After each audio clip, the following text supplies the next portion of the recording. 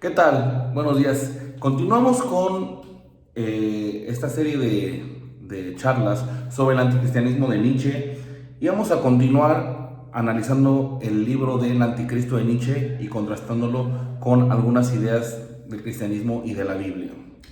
Bueno, en el postulado 3 de Nietzsche del anticristo dice lo siguiente: el hombre cristiano es igual a un hombre de rebaño, obediente hasta la muerte, un animal enfermo. Nietzsche explica que el cristianismo manda a obedecer y que esa obediencia trae un nihilismo de vida.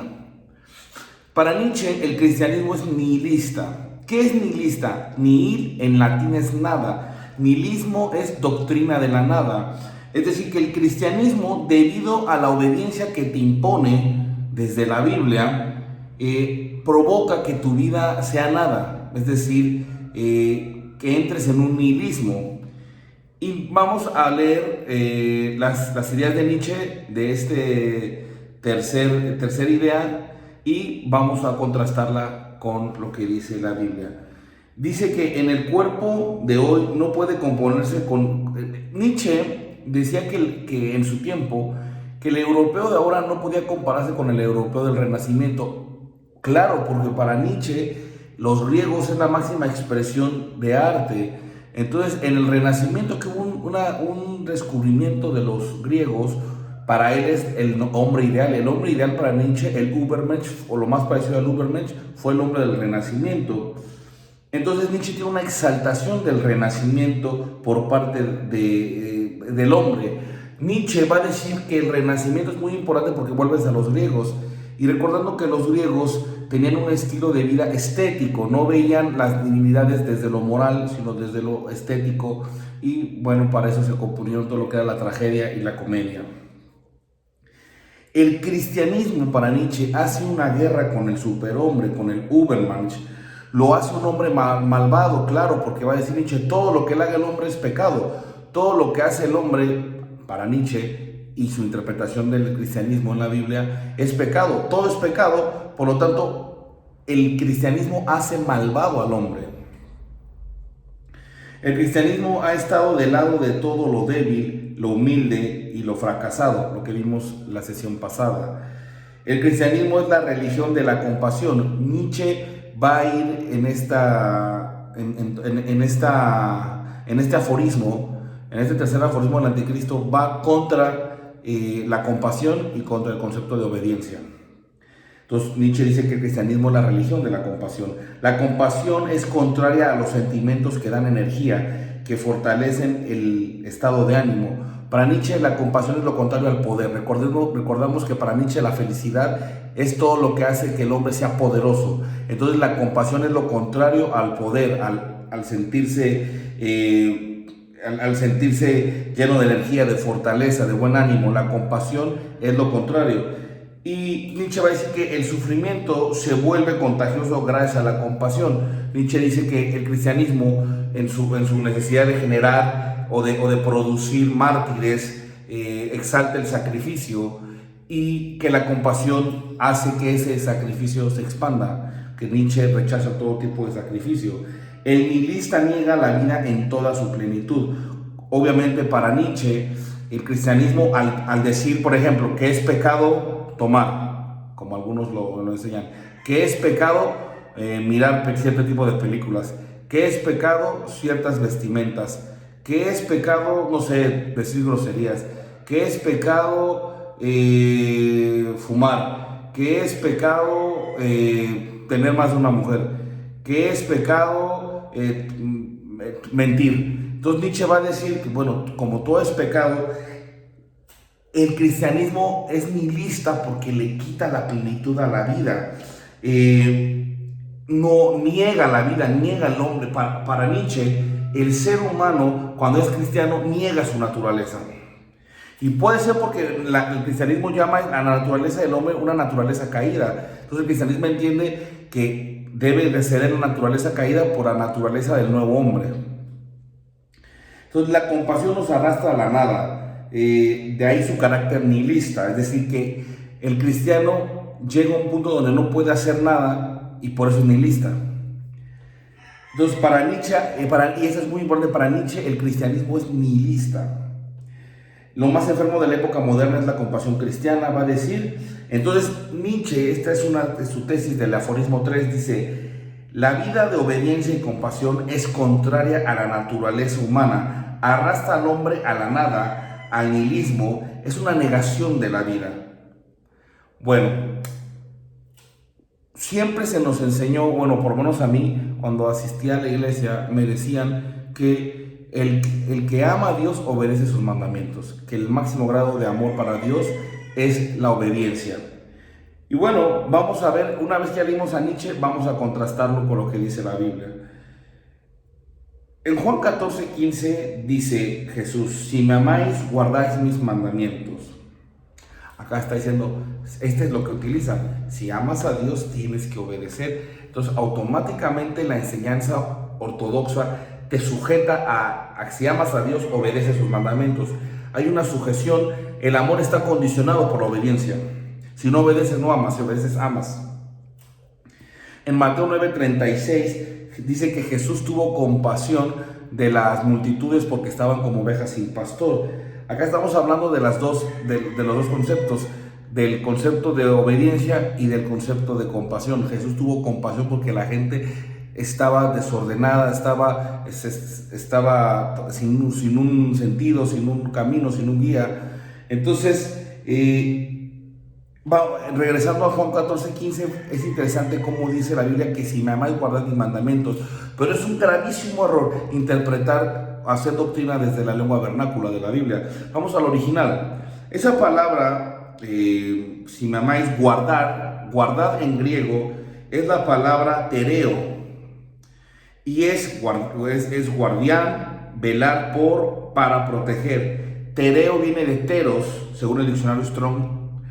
Y dice, un guardián: mantener, preservar, vigilar, mantener intacto. Entonces la correcta traducción debería decir: si me amáis, proteger mis mandamientos.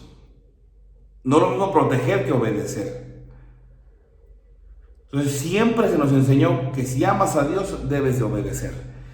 Y lo peor, que si amas a Dios, debes de obedecer a tus pastores o al sacerdote o a la autoridad, porque Dios se manifiesta en la autoridad. Y en las dinámicas de las iglesias actualmente, en muchas iglesias, sobre todo los movimientos carismáticos y neopentecostales o postpentecostales, empiezan a manifestarse como, si tú no obedeces a tu pastor, eres inmaduro, estás en rebeldía contra Dios.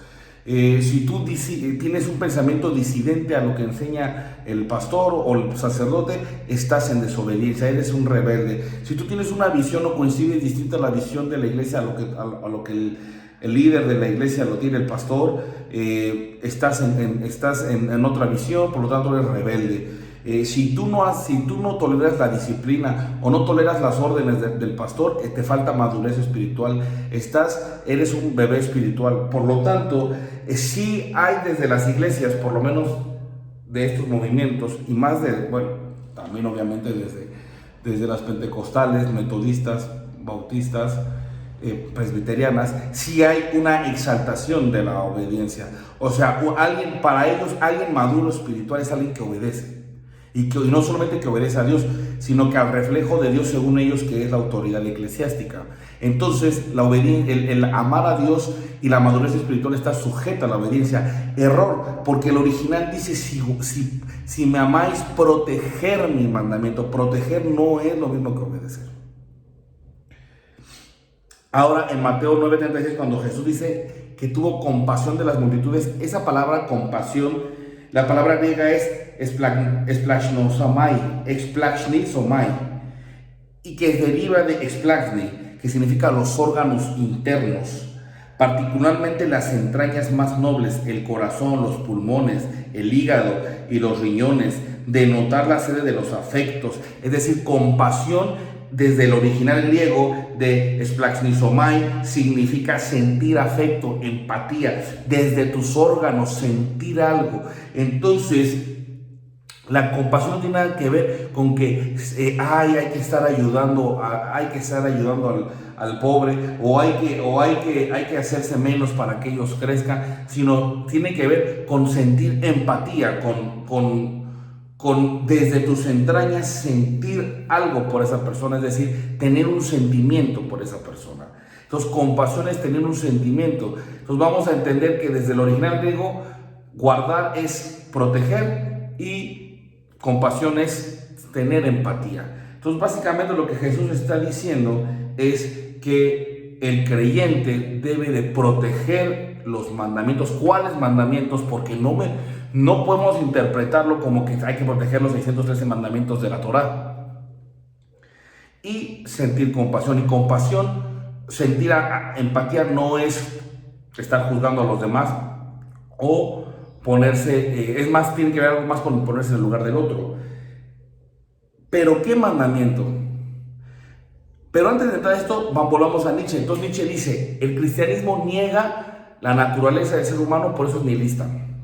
Pongámonos a pensar en un adolescente que va a la iglesia por primera vez y escucha que masturbarse es pecado y que tener relaciones sexuales es pecado. O veamos un joven adolescente de 18 años. Y el chico lo cree y lo cree con amor, ama a Jesús y busca crecer espiritualmente.